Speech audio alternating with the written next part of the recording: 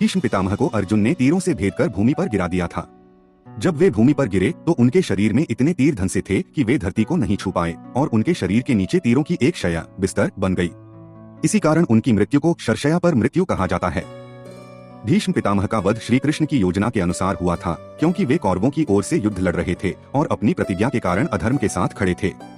हालांकि वे धर्मात्मा थे, लेकिन अपनी प्रतिज्ञा के कारण उन्होंने कौरवों की रक्षा करना नहीं छोड़ा। कैसे मरे? महाभारत के 10वें दिन भीष्म पितामह ने पांडवों को बहुत हानि पहुंचाई।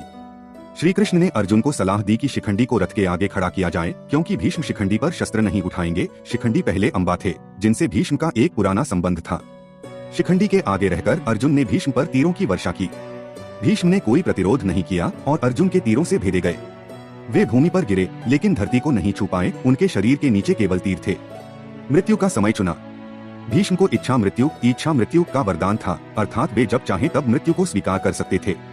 इसलिए उन्होंने सूर्य के उत्तरायण होने मकर संक्रांति के समय तक अपनी प्राण शक्ति को रोके रखा और फिर स्वेच्छा से देह त्याग दी।